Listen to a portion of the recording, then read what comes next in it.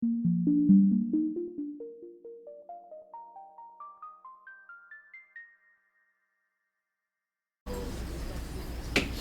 start the last session for this lecture series. So for the second session of this morning,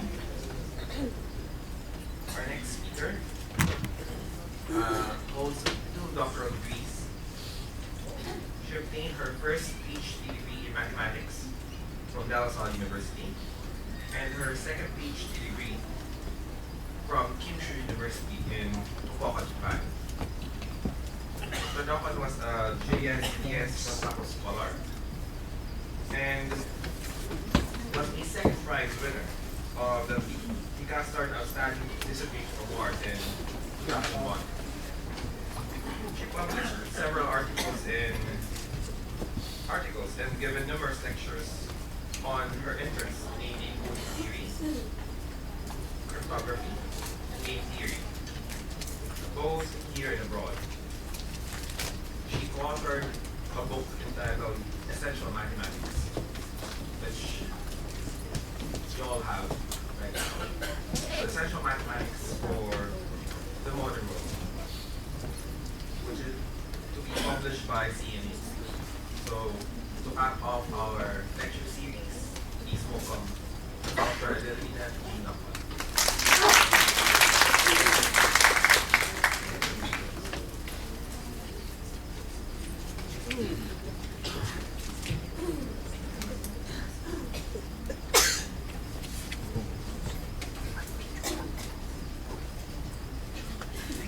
Salamat po. Okay. I hope that you enjoyed your stay. Sana maraming natutunan mula ng umpisa hanggang sa huli. What I'm about to discuss with you is actually the DLSU experience. I'm going to share with you what happened to us when we were able to come up with projects, the output, sa baba po. Sana nakita niyo maigi. So I'm going to explain to you the DLSU experience in the teaching of math in the modern world. Okay, so hinati ko yung discussion ko in 2 parts. So I'm going to discuss with you first the preparations that we did in order to do all these things, and then the next, where we were teaching the students, and then after that, the outcome, and then the last will be our hope in the future. Okay, we know that the reason for this, the new curriculum, nagsimula sa K-12 curriculum, and now we have the new general education curriculum. So nakalagay na doon yung kailangan ituro natin in 2018, which is the math in the modern world. So I gave different talks. Simula ako, ang lang nandito kay last night. So I gave a talk on still MMW, and also gave a talk last summer sa MSP Suko noong nasa Lawag kami. And nakita namin talaga yung mga wish ng mga participants at that time. They expressed their interest in learning how to teach this new course called MMW. Okay, so we had this, my husband and I wrote this book because we are inspired that this is really the totality of all our works, the reason why we love math. So siya teacher, ako yung mathematician, and so parang part of that is actually we want our children to appreciate math. None of them really chose math. Wala pumili talaga. Pero this is our, we're grabbing this opportunity. Hey, this is the reason why we love math. Okay, so sa Lasal, nagsimula na kami mag-work on the new curriculum, getting ready for the 2018. So meron kami tawag na isang committee, the new Salle Curriculum Committee. We finalized the MMW syllabus for DLSU. And in that meeting, we were able to come up with the syllabus, including all these topics. So makikita ninyo yung, ito na mismo yung topics na na-discuss natin kanina sa syllabus. Okay, so you have activity, consumer math, etc. Okay, so the first question is, how are we going to teach these topics? So they're entirely new. Alam naman natin yan. Okay, so Chad says, use the OBE framework. So that's what we're going to do. So we decided, okay, let's do it. Let's teach it. We came up with this idea. So ang mga kasama ko sa department ay talaga mga punong-puno na encouragement. Okay, meron tayo ng material. Meron tayong pwedeng gamitin as textbook. And then, may mga teachers na willing magturo. So let's do it. And we came up with this idea. We have this course called Math Pre. It's actually math appreciation. This course fits our desire to use the MMW syllabus para pang final testing how to teach the new course Math in the Modern World. Okay, this is a description of the Math Pre course. A course that covers topics in college algebra, focusing on applications to solving problems that may be used by students in everyday living. So, medyo talaga swak na swak. Okay, it is designed to provide students with opportunities to discover and appreciate the relevance of math in industry, business, science, arts, architecture, music, games, and recreation in other areas of human endeavor. It is really intended for the liberal arts students. Okay, so actually may mga yung aming naging estudyante itong last term na natapos na ay mga psychology, political science students, international students, studies and then philosophy students. So this is the topics under the old or yung talagang Math Pre topics natin. And now we have the new MMW topics. So this, na-discuss na natin yung factors and isometries kay Kiko. Meron na tayong nature and arts. I think we discussed that with some fractals. Wala pa tayo sa game theory. Okay? So marami pa tayong hindi na-discuss. Okay. So imagine teaching the topics of MMW to liberal arts students. Actually, medyo may kami doon, parang nakakatakot. Kasi alam mo yung mga tipo ng estudyante nito. These are not the ones na mga math lovers or na-appreciate yung math. So that's kind of insane. So, but, medyo malakas ang loob. Again, try na rin natin. So, there are more challenges. Ano pa? So, these are new topics entirely. Okay? And then, of course, we have to use the OBE framework, and then of course, the materials. The textbook is really for the students. And of course, the teachers will all be able to use the textbook too. Kaya maliban pa sa libro, dapat meron ka rin mga ibang materials like for assessments, like presentation, and all that. But we took the challenge. So, you see here, medyo malabo yung picture ko. There's my team, the first, there are 6 of us, okay? Ito yung isang beses na, ako yung camera girl, kaya hindi ako masabi dyan. Okay? Ako yung camera girl. So, kami yung unang nag-conceptualize ko ano yung gagamitin ng mga materials. Okay? Oh, ayan. Ano yung aming chair? Siyempre, meron siyang support. Okay? Actually, siya yung pupush sa amin. And of course, the other members of the department. So, we are the first to commit. There's 6 of us. Ako, Nocon, Yvette Lim, Angie Lau, yung speaker natin kahapon sa Fractals, Kiko Campenya, so siya yung nag-share nung symmetries and isometries, Michelle Tan, kanina, tsaka yung kahapon, si Mark Garcia. Okay, so kami yung 6 na nagsimula. Our jobs during that time, to prepare slide presentations, write learning guides, prepare assessment tools. We created all these materials, quizzes, assignments, and rubrics. And then finally, pag ready na ito, nagawa namin yan, the goal is to teach math of the classes. So at that time, we were thinking, kung ilan man yung sections na math of the, some will still teach math of the old way, using the old syllabus. Kaming mga nag-commit, okay, we will use the new syllabus, including the topics of MSCL. So this took us about a month of work. So andiyan kami sa department, nag-work kami talaga ng maigi. Siyempre, andyan pa rin yung mga mga tulong na mga ka-member namin sa math department. Kasi lumalabas yung mga yan. So hanggang gabi, may patrabaho. Okay, topics were assigned at that time. So somebody worked on nature math, mathematical language, I think it's Angie. And including math and nature and art, Fibonacci sequence, golden ratio, kay Angie yun.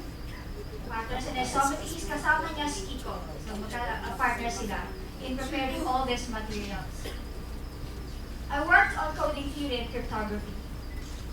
And also part of social choice theory, but decision making, it was, I think it's Mark Garcia. And consumer math, together with Michelle. Si Michelle at si Mark, tama? Sa consumer math, game theory, saving stocks and bonds. And for efficiency, it was Dr. Lim, Yvette Lim. Okay? So, hati-hati kami, hating kapatid. And then, so we did all the module guides, yung learning guide. Gumawa kami ng kanya-kanya mga presentation in any format. I used LibreOffice, merong gumamit na PowerPoint, and then we also created assessment tools like assignments for each topic, sit work, quizzes, and all that. Apart from this, we created exercises. Most of the exercises and the assignments are taken from the textbook. But then, of course, meron pang mga iba pa activities. No? Okay. And then we also did the rubrics for each activity. And Kiko, I did. Okay. So gumawa kami ng group actually sa Facebook. Gumawa kami ng Facebook na sarili namin. So hoping na doon kami mag-communicate and so on. We also had yung Viber group, ganyan. So meron kaming way para to communicate with each other. Okay. So, what I'm going to show you are some examples of our output at that time. Ginamit din naman namin.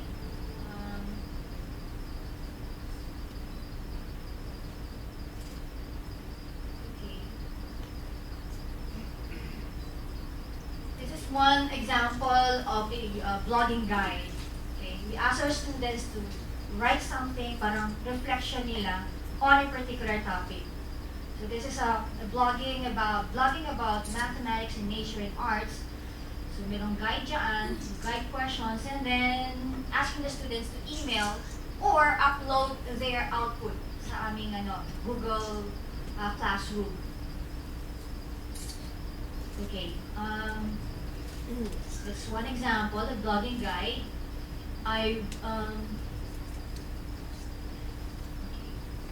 Let me show you one example of a slide.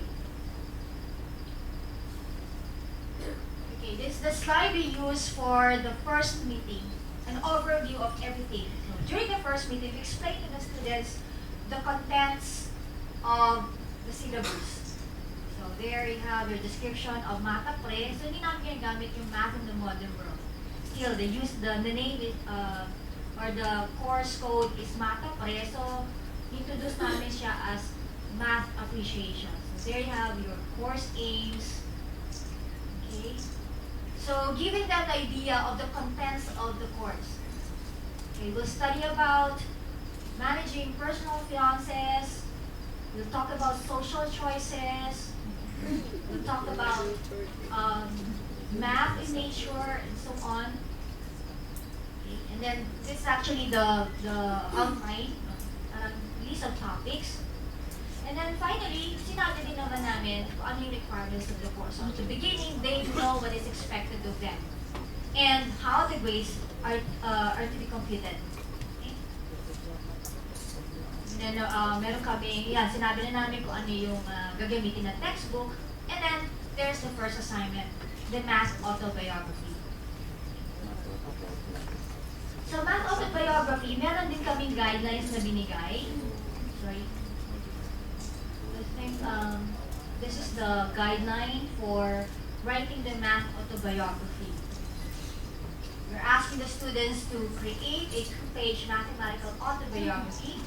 Okay, saying, okay, write nyo kami about your experience in math, yeah, bad ones, good ones, etc. So somehow, after submitting all this autobiography, we're able to know how the students view math at that time. Simula pa lang yan. So kinikilala namin kung sino-sino itong mga estudyante na ito, ano ang point of view nila. With the hope that after taking math prep, after discussing with them the different topics of mathematics and how it is used in the modern world, they will change their point of view sa end. No? Okay. Go back to the slide.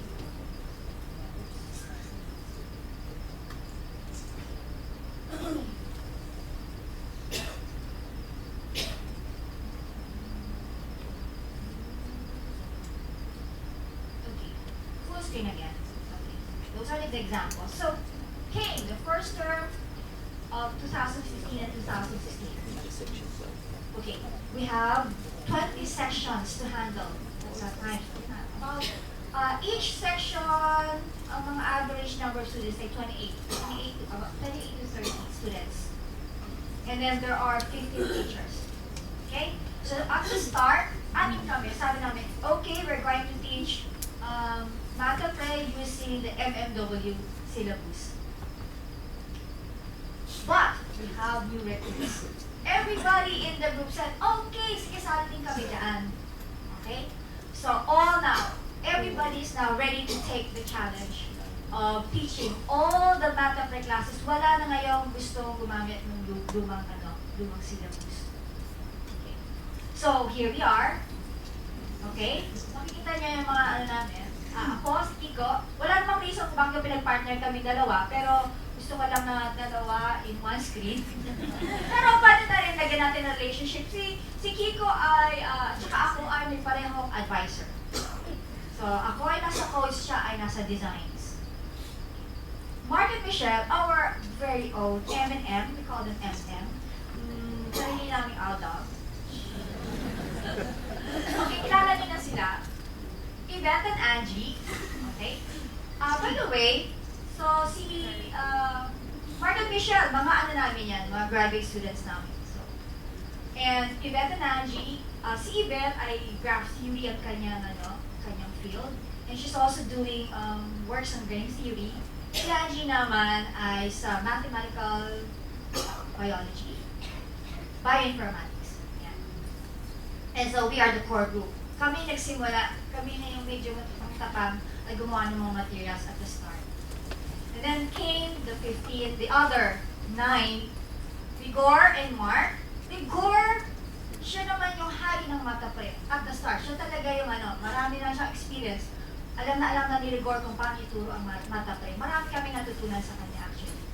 Mark Alvin ay part-time namin, part-time teacher namin. And then there's Denisha and Derek. Denisha did a work on cryptography sa kanyang, kakagraduate lang ni Denisha sa kanyang MS. So, cryptography ang kanyang field. And then there's Derek. Ang aming doktor, ang medical doctor po siya, talaga. Sumali din siya sa amin. Tinatanong din namin siya tungkol sa mga health insurance, sa sumasakit. Ano po, Doc? Okay, and then Chris and Brian, sabi kami sharpshooter. Wala, trip lang niya yung picture na yan. So, Chris and Brian are both part-time members of the department. And then, our beautiful ladies, si Shirley is full-time, but while Alana and Leo are part-time faculty members. Si Shirley ay sa stat, okay? Sa statistics. Okay. So, yun na kami. Ano na ang motivation namin pag sumali kami dito, no? Okay, we want to prepare ourselves to teach MMW in 2018 or maybe a little bit earlier. Baka depende kasi baka may pumasok na, di ba? Okay. We took the challenge to learn new topics. A lot of us, maybe hindi ako or iba, may mga iba talaga na talagang bagong-bago yung topic. So, gusto talaga matuto, no? We want to try something new. Diba? So, bakit nga ba hindi? Bakit hindi ako sasabi, diba? Kasama na lahat eh. And plus, the materials are ready. Because the 6 of us said, okay, we are going to share everything we did to you. I mean, we worked on at that time when we were preparing the materials. Sabi namin, we will have this Google Drive. Doon namin ilalagay lahat ng materials and then you can download it, use it for your own task. And you can change it whatever you want, improve on it. Sige, share tayo, magtulungan tayo. So I think that's one point. That's one encouragement on the other teachers who said, oh sige, sali din kami dyan. Of course, sa motivation, kasi nga may support group eh. Sama-sama kami noon, tulong-tulong kami kung paano ituro yung course na yun. And we have the core group. And of course, the openness and sharing the resources. And you know that you're not alone in taking this challenge. Sama-sama kayo for the first time to teach the MMW. But we also have some apprehensions. May kaming some sort of insecurities. And of course, hindi ka alam uncertain. Kaya mo ba ituro? Mga questions like, what if we don't know much about the topics? Kasi nga, sa iba, talagang bago to. Aaralin talaga. So, babasahin yung textbook, magre-research, mag-google. Eh, at that time, nung nagsabi itong mga iba pang mga teachers, pasimula na yung term. Ready lang yung mga materials, yes, pero hindi pa sila masyado nakapagbasa. No? So, medyo may ganong question o may ganong alam-alam. What if we board the students? So remember, we're going to teach liberal arts students. Hindi sila yung usual na, siguro kung BS Math yung students mo o kaya nasa College of Science, baka medyo mas madali pa turuan na ma-appreciate talaga yung mathematics. What if we can answer their questions? What if we fail to meet the target expectations? So things like this. So perhaps what we felt at that time are the same things that you feel now. No, yung same thing. But then again, we have to work sa team. So sige, sugod na kami 15. 15 students, 15 faculty to handle 20 sections. It's about 560 students. Okay, so yun na, pasok namin. So this is now the actual use of the materials. Okay, our clients, these are freshmen. Although may meron yan, mga repeaters, no? Mga tumuka ng mata pre, nung old pa yung syllabus. So these are students not inclined to love math. But we know them. Majority. Nga pala, magkwento ko naman sa'yo, medyo kasi nanay naman ako. Ginamit ko pala ang mga anak ko as experimental subjects. Bakit?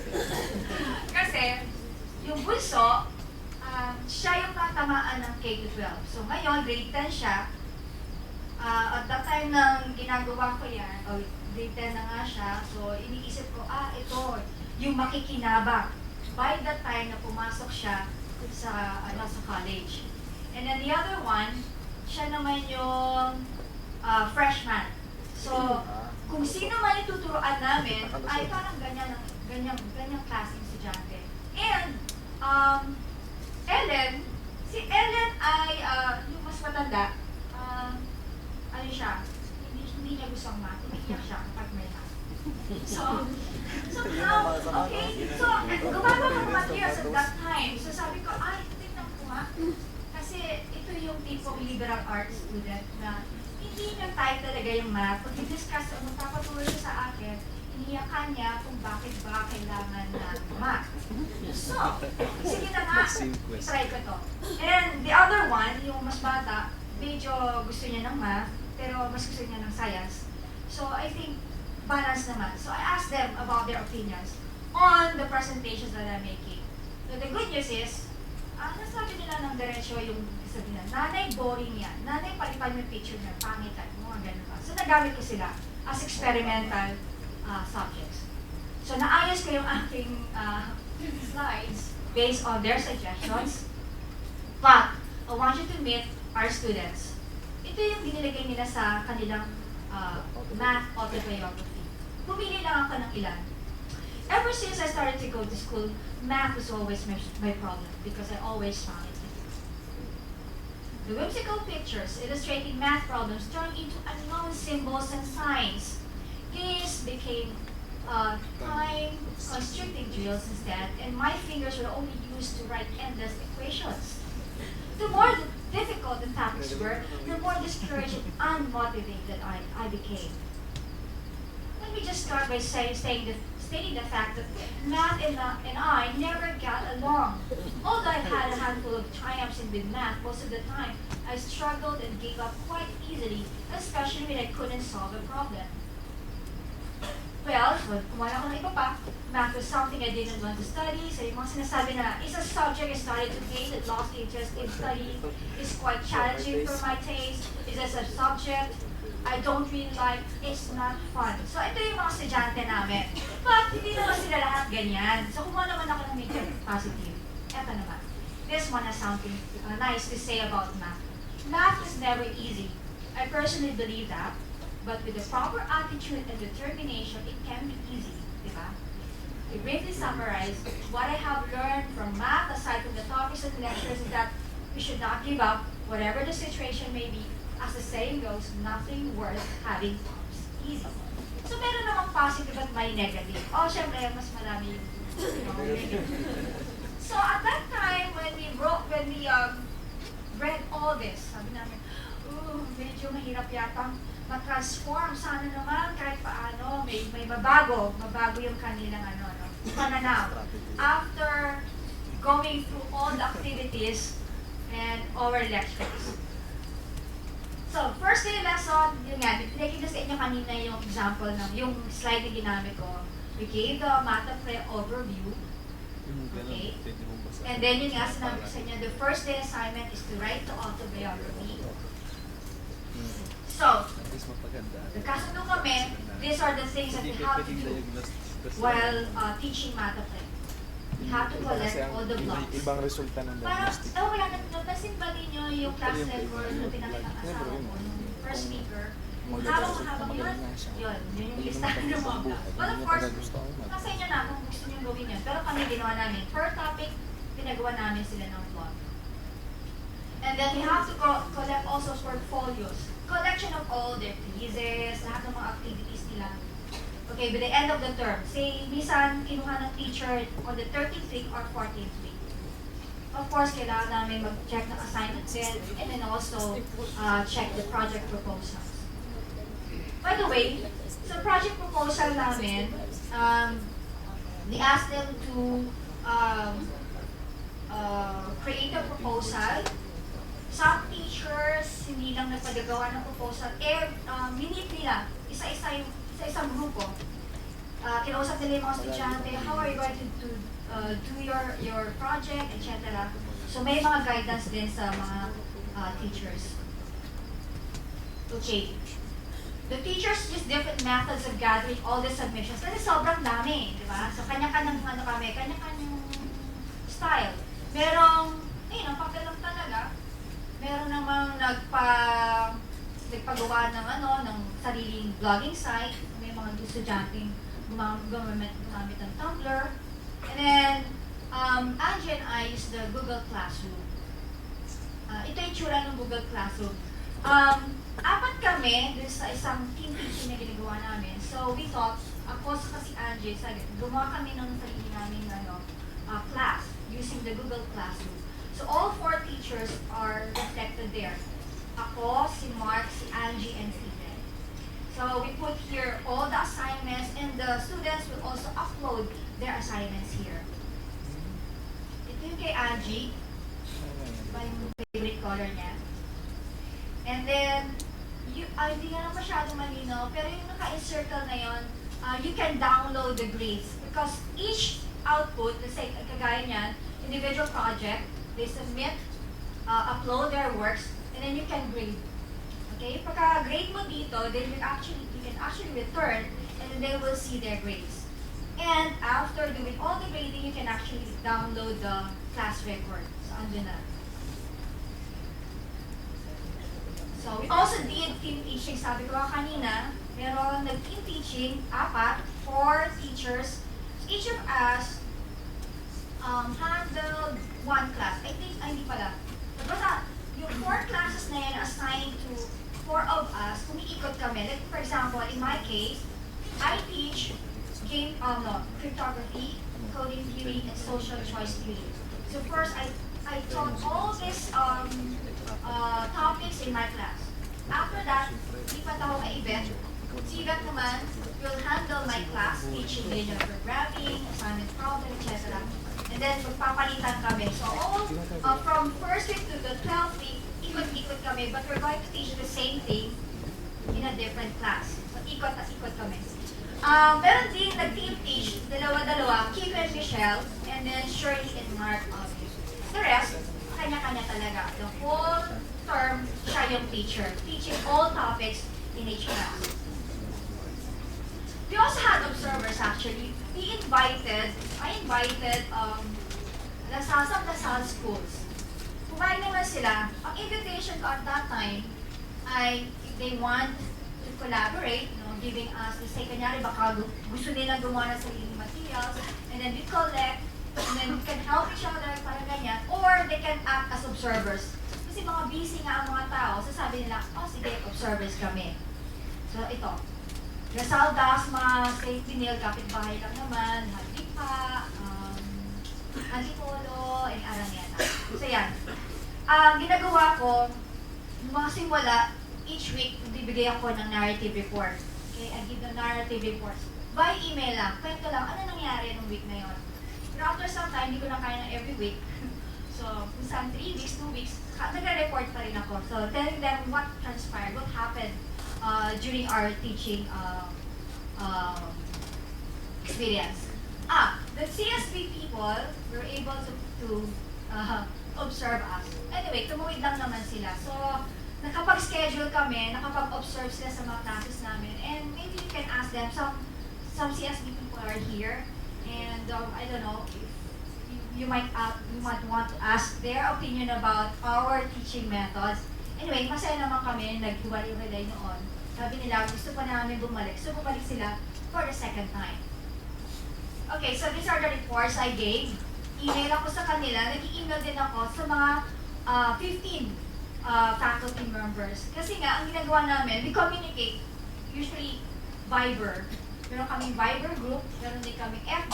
Meron mga ayaw mag-Viber, ayaw mag-FB, so text na lang. Pero communicate, nakakita-communicate kami. Talagang connected kami. At saka syempre nakikita-kita kami sa department. So, linggo-linggo, may kumustahan, may ganyan kami. May mga kwento tungkol sa mga estudyante. May mga corrections din. Miss, nakita namin sa libro, merong kamay na 6 ang daliri. So anyway, makikita niyo po yan. So, hanapin niyo, page, hindi ko secret. Tapos may mga suggestions nila, please gawin natin ganito. So ganyan, kwento-kwento kami, tulong-tulong, yung 15 na yan. Sabi ko sa inyo, connected kami in some way. So teachers became busy with lectures, so yan, like the usual. So, as we go on, naging smooth na. At the start, medyo, minsan na ginawa mo, ano nangyari, ganyan. Pero nung mga medyo gitna na, so tuloy-tuloy na yan. We did all the collecting, checking, submissions. Now, at that time, after the 6th week, we started monitoring the project development. So, binimit yung mga estudyante, ano na nangyari sa'yo? May mga teachers na mas, smigpit. Ano na nangyari sa project mo? Ano na ang mga developments ninyo? And then also did exams. We gave exams. It's not just fun. They still have to take exams. So kasi ang danger dito nga, siyempre, fun. Pero hindi mo pwedeng kalimutan ng content. So, we also conducted our classes in computer labs, lalo sa cryptography. And I think fractals, generating this fractal, so we used computer labs too. And then came the 13th and the 14th week. So ito na yung busy days namin na nag-present na yung mga estudyante ng final outputs nila. So So pinakita nila yung mga ginawa nila. We graded the outputs. So ito yung makikita nyo sa baba. Digital stories, infographics or posters, magazines, music compositions. Napanood nyo ba yun? O nakapakinggan ninyo? Kita nyo yung t-shirts, yung mga 3D models, even comics. Okay. And then, good news, great results. Konti na bumagsak sa amin. About 2 or 1 or none at all. Ang reason lang naman kaya sila bumagsak kasi nga tamad sila. Hindi sila pumapasok. Okay? So after the work, yun na, so tapos na, okay na kami. So nakapag-grades na kami, mahabang-habang mahabang class. Yung spreadsheet namin parang, diba, nagpas ng A to Z, and then double A, B, so medyo magulo. Pero, ano naman, makikita mo yung mga works ng estudyante. Actually, ito, nag-collect ako ng mga video. So, let's hear about what they have to say. Tignan natin kung naging successful kami. Somehow, medyo, ay, kailangan.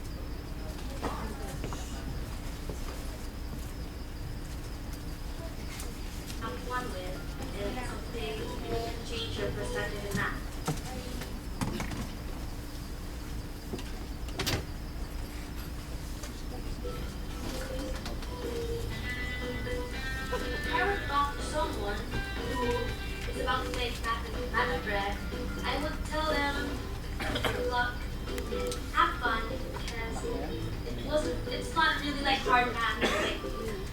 It's something you can have fun with. It's something that can change your perspective in math.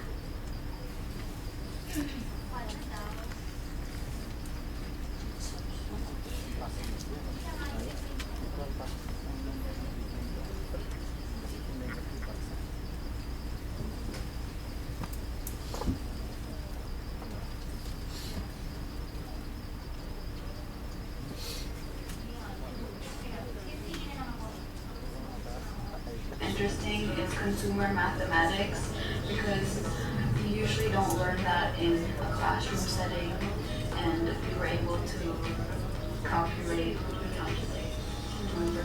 We had, in, what's it called? Credit card.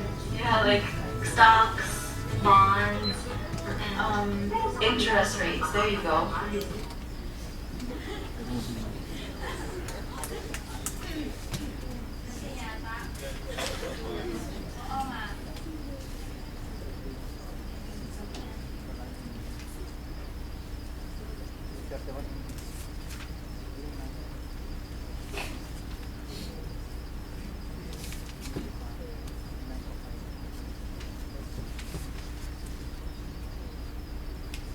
That math is a very fun subject, and that I think you should keep an open mind about math because it might not be as boring or complicated as it seems. And you shouldn't cut math because I think you learn a lot and you have fun, and that you'll have other views on so many different things.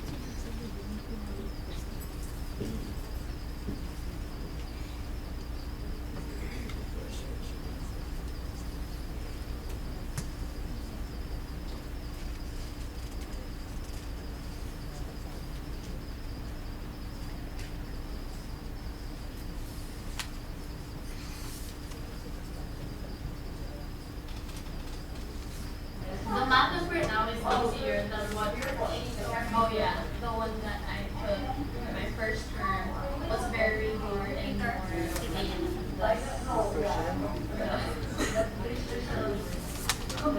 yeah, more computing and not so much of appreciating math.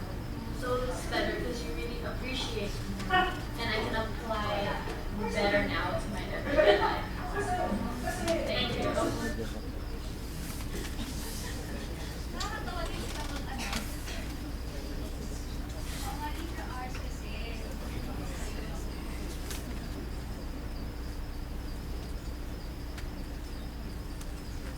It helps you see math in a different perspective, the ones you didn't expect it to be in. So I learned math I saw math in a different light. Like I didn't know it could be in art or in the shortest path or in linear programming like in the computer. So it teaches you different things about math and not just the general ones that you add, subtract.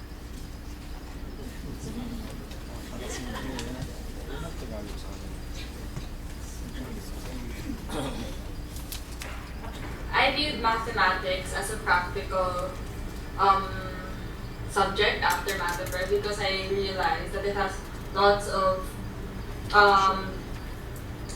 applications in day-to-day life aside from just those equations.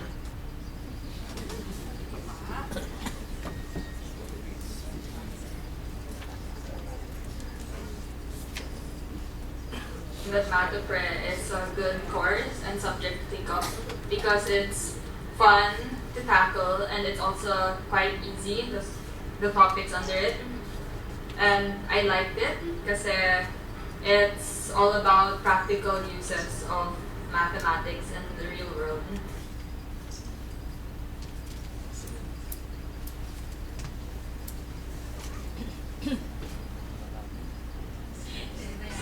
Don't be afraid of math, because the math of right now is a revised version of what we had before, and it's actually more interesting, it's more applicable to life, and usually when you think math, people freak out, I don't want to do that. For me personally, I deferred math to my last term. Me too. So we hate math, but this class made us realize the importance of it for us And how it is used every day. Paano nakakataba ng puso?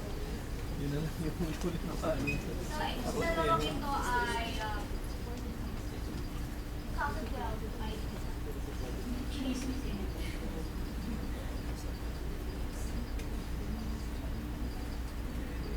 Maganda kasi ni Bert.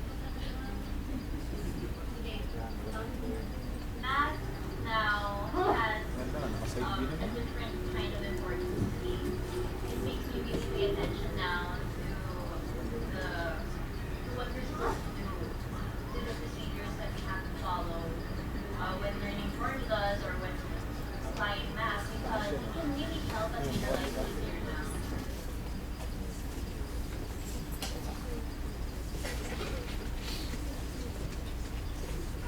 This is about their interest.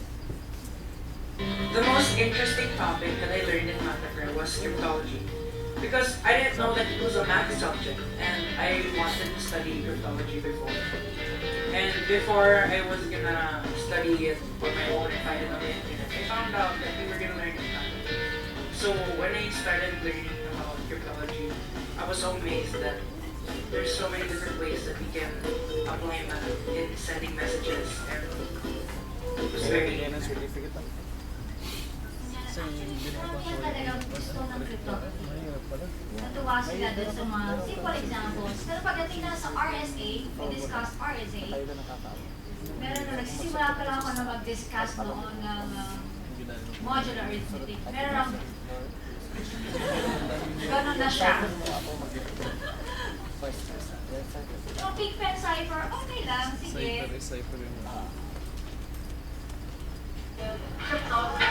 That's why we do our poster. And I like Schubert savings because it's useful. I like the practical. And it's really related to the outside. Hindi ka nalang masusunod na sila. Hindi maintindihan lahat. Kaya lang pala makakaintindihan. mathematics and arts nature and photography, those were like the most fun out of everything because I'm quite arts. I mean, I'm not good at anything, but like I love looking at art.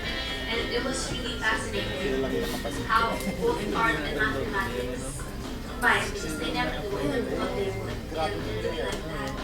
And photography seemed like cool, and it was like something action movies do, and for me it was really interesting because I finally knew what it was like to be a computer programmer or like a spy. It was really fun. Gusto na lang yung mga yan. So sabi nga nila, gamitin na daw nila yung big pen cipher mag-communicate sa kanilang mga secret lovers. Paano kung hindi rin na alam? Okay, maybe this one, last na lang. I found consumer mathematics and game theory the most interesting because they have the most practical application in day-to-day life opposed to the Parang matagal siya napasok. Diverse naman yung mga gustong-gusto nilang topics. And I also asked them to identify the difficult topics, so diverse pa rin. Pero parang sa karamihan sa kanila gusto talaga ng difficult. Kasi nga, nagsimula kami din sa ano lang eh, very light, big pen cipher. We also did the dancing men and the Caesar cipher. So gusto nila yung mga ganun. Parang galaro lang. So sabi ko nga, we cannot have all the fun, balik pa rin tayo sa math. So we did RSA. And there you go. Yun na yung sinasabi nila, mahirap naman yan. Okay.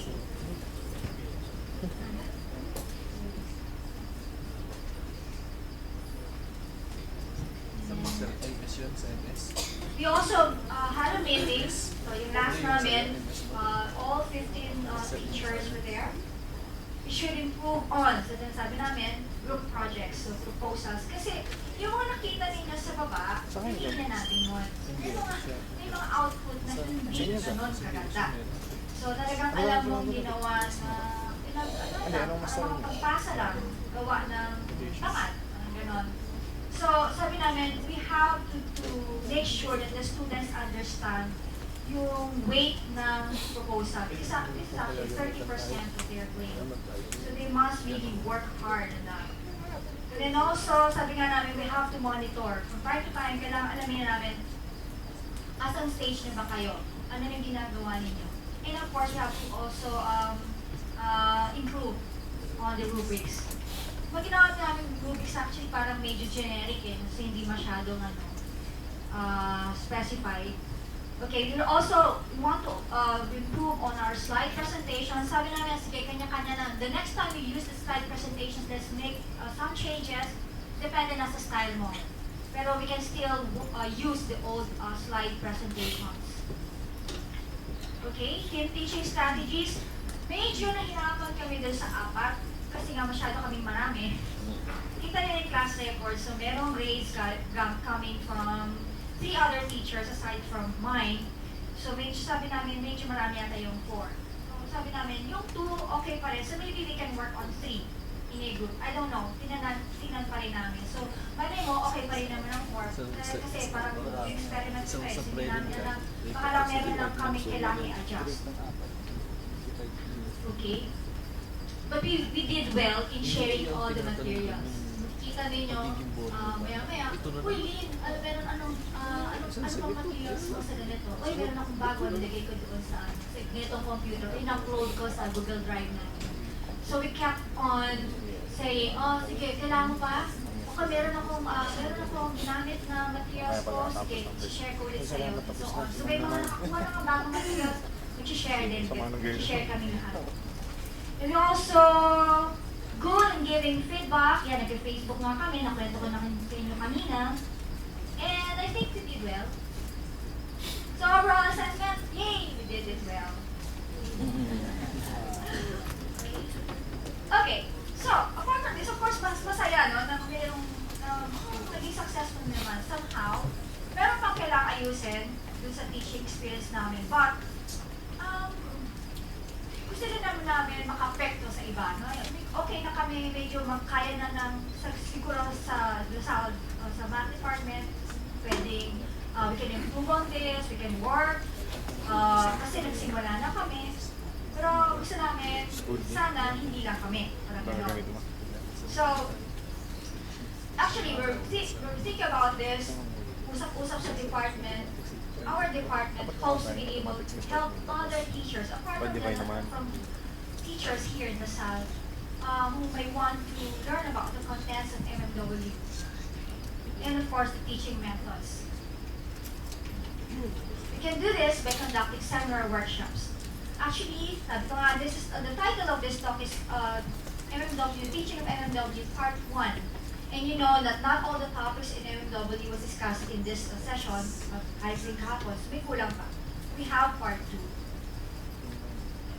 And for the next series, the Part 2 series, we will discuss all the other topics pa.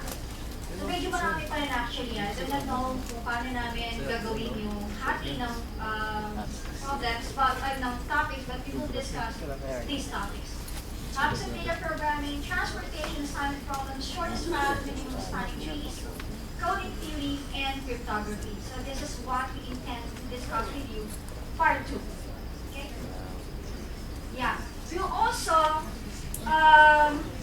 include part of the methodology, perhaps inisip namin assessment tools, developing assessment tools. So include namin yun apart from this. Okay, so medyo marami pa eh. I don't know if we can do part 3, but hindi ko pa alam. And in the future, we hope we can conduct seminar workshops with a school partner. Okay, so we have people who can give lectures based on experience, based on expertise, and we can actually share materials using our Google Drive link. So at the start, kami lang yun. There were only six of us in the beginning. And then 9 other teachers from the Salle joined us. Ang dami na namin. So kita ninyo, multiply. So we're imagining putting this effort on a larger scale, so involving more teachers outside of the Salle. So can we go out of the Salle and extend this out to other teachers too? Well, imagine helping people who can also reach out to others, starting with you. Make probably ikaw, tsaka yung kasama mo, katabi mo. And then you can help others too. And then find ways to help more people. And suddenly, marami na tayong lahat marunong magturo. Marunong din magturo kung paano ituro. Di ba? So would you like to be a part of this effort? Yes. Yay! So you can help us by sharing what you have learned in this seminar. Spreading the news to other schools in your area. Hosting, okay? An NMW seminar workshop in your area, in your province. So we can go there. Invite us. Turun-turun tayo. You can help by being our partner as collaborators in the development of materials for teachers' use. Actually, sa ngayon, gumamit kami ng isang Google Drive. Okay, isang folder lang doon. We're using all the contents of that, all 15 teachers using the contents of that folder. Now, if you are willing to collaborate with us, we can share this materials with you also. And if you're already confident that you can create your own materials, why not? Make your own materials. Dump natin sa isang drive and then we share. Diba? Alam mo, may kasama ka. Okay. So, ay, naulit pala yan. Ito yung sinabi ko kanina. So, thank you for listening. I hope that you enjoy your here. Kaya kung malakpak, mayroon pa akong announcement. Muna. Okay, alam ko, gusto niyo makuha yung mga materials, di ba? We did not give you the USB. Andyan yung book so that you can start reading. But, if you want all these materials, we're going to upload this in our website. Pero give us some time kasi magagather ba baka mayroon pang gustong idagdag o baguhin yung mga speakers, but we will all gather the materials and put them in our website. Alam niyo na to, na yung ginamit ni Kiko sa pag-register. So, dyan namin ito, you can download all the materials. Starting, sana December 16, bigyan niyo kami ng konting time para maayos yung mga materials.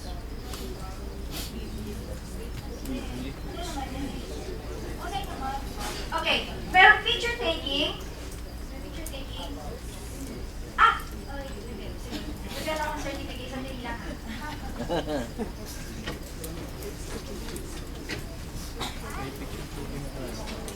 Okay, download na lang.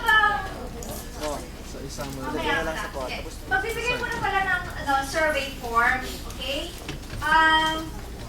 Paki-fill up yung survey form. Kailangan namin yung results niya. And then, okay. So, kahit na mamaya niya na sagutan, so basta after lunch, paki-submit dun sa baba. Palitan tayo. Ibigay niya sa amin yan. Kukunin niya yung certificates ninyo. Okay? Tapos, pag tinignan niyo sa ilalim, nakalagay dyan, actually, nag-ask kami ng gusto niyong topics. But I guess you don't have any option. Kunin niyo kung ano yung topics na ibibigay namin for part 2. So instead, we will ask you to write there kailan nyo gusto itong mangyari. So kasi may options tayo. We can have it December ulit, next year. Or earlier, which is summer. Summer, April, May. Ganon. So, palagay na lang dyan. May summer class. Pwede naman. Pwede, ano? Absent. So, sige, palagay dyan. At least, mapagandaan na yan. Maupuan natin sa kwan. Group Maupuan picture. sa Pero sige, settle mo na tayo. Find mo na sa certificate. Hindi mo pwedeng umattend. Yun nga, no? Siyempre, yun na. On the chair of the mathematics department to present the certificate of appreciation. So the DLSU Mathematics Department awards the certificate of appreciation to Ederlina Nocon for being a resource speaker during the 18th DLSU Mathematics Lecture Series on the topic Teaching Mathematics in the Modern World, the DLSU Experience, held at the Checo Seminar Room, Salle University, Taft, Manila on December 11, 12, 2015. Signed, Ederlina Nocon, and the Chair of Organizing Committee, Chair of the Organizing Committee, Ms. Sonia Tan, and Chair of the Mathematics Department, Ms. Igali.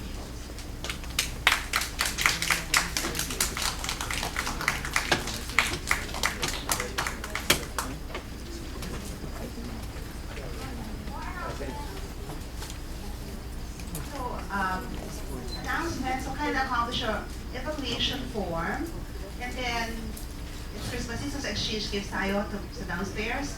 Okay, so you give your evaluation form and you'll get your certificate. Okay, as announced by our speaker. And then, can indicate there if you want to have the second part this summer or December 2016, instead of giving the topics, the very last part of the evaluation form. Diba, merong question dyan na what are the topics that you want for the next one, but we will be having the part 2 of this math in the modern world. So just indicate there if you want to have the second part this summer 2016 or December 2016. And then certificates will be distributed downstairs. So just go to the letters which A to D and so forth, no? Okay. Then you may take your lunch, but do not forget your afternoon baon snacks. So meron po kayo afternoon baon snacks, okay? So just give the stubs and then get your afternoon baon snacks aside from our lunch, okay? And then of course our picture group picture taking afterwards, okay? Dito na po, okay? Right now, okay? After you have accomplished your evaluation, okay? So we'll have the group picture taking. Experience kami na yung mga polisay, gustong-gusto nila ng social choice theory. So talagang dami na sinasabi doon, excited yung mga estudyante, minsan mahirap na ipigilin. Pero kailangan talaga, kasi lahat ng topics yan dapat ma-encounter ng mga estudyante. So, okay lang yun, walang problema doon. Independent naman yung mga topics. Ano pa po?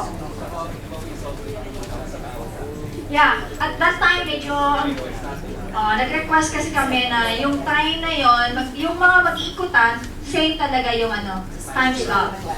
So talagang ikot-ikot lang kami. Hindi naman nalito yung checker namin. So ma'am, pwede hindi strictly follow yung, Yes. yung timing lang naman. Oo. Kasi most likely in our school, sa atin sa DASMA, since maraming topics, ang pwede namin magawa kasi is to divide Yes, the yes. teachers na ito yung pag-aralan mo topic. Yes. So that hindi mahirap kasi i-master po lahat Yeah, yeah, right. So most likely ganun ang gagawin namin. Yeah. So ang pinoproblema nga lang namin, yun yung pag-follow doon sa syllabus. So since hindi naman pala strict, pwede. Yeah, Hindi naman kami pwede. magpapahuli sa chat. Oo naman. Actually, ganun na ginawa namin. So, okay, sige, expert ka dyan, ginawa mo yung material, sige, ikaw na dyan. Hanggang sa, actually, yung maganda niyan, syempre, the first time you deliver that, so, okay, medyo may mga mali-mali. The second time, na-improve mo na. The third time, improve mo na. Fourth time, medyo suwakan mo na. Pero, na-improve mo. And then, the next time you teach, iba naman. Yun ang maganda doon. Actually, ma'am, kasi kami na nagagandahan, at ako nung nagagandahan doon sa bagong yung curriculum na ito yung mga topics. Kasi parang nakakaisip ka magpa-contest, and sa final output. Yes. Tsaka kita niyo yung mga output nila, di ba? So, naisip ko nga wow, kaya ng mga estudyante. Pero gusto ko yung kaya ko yung gawin yung magawa. Naka-inspire actually. Questions? More questions? Yes, ma'am. Back to that, I think it's a reaction. Kasi for schools who have courses like BS Math, yung mga sa sciences, it's really very ideal for you to give teaching. But for a school na wala, like lahat liberal arts, like in our case, wala kang mga courses. So, mangyayari, talagang solo ka. Like all subjects. So, that's what we actually need. We have more seminars, not just yung mga seminars na for a day or two, but yung medyo deeper naman yung That is why we need all your reactions, we need all your suggestions, kasi we are willing to help. The people of the Salle are willing to help. Di ba, diba? Hindi niya lang kalis ka lang. Okay, may announcement pa daw. Teka muna, may questions pa po. Basta we're all in this together, so let's just help each other. Sige, suggest kayo, and then maybe, somehow, malay nyo, no? Iba na kayo ng panahon, no? Kahit magkakalayo tayo, we have internet. Pwede tayo mag-usap, Skype, yung mga questions like that. Yung mga, pwede tayo mag-share ng mga materials. Nga pala, ang maganda ng sana, kung halimbawa, dumating sa point na yun, nangangarap na actually ako. Kung halimbawa gagawa ka ng sariling materials, then maybe you can put your name there. So let's just make sure na bigyan natin ng credit yung gumagawa. Yun lang. Maging mas magalang lang tayo sa mga gumagawa. Hindi natin basta kwain lang. But overall, I think everybody wants to help. Tulong-tulong na lang tayo. Ano pa po? Announcement? Announcement? More questions? For those who are asking earlier, those who are interested to apply for membership to the Mathematical Society of the Philippines, you may email Dr. Jumela Sarmiento, head of the membership committee of MSP. If you want to get her email address, you can get it here from me later, or even it's our certificate. Good. Okay. Other questions? So picture taking. Diba? So,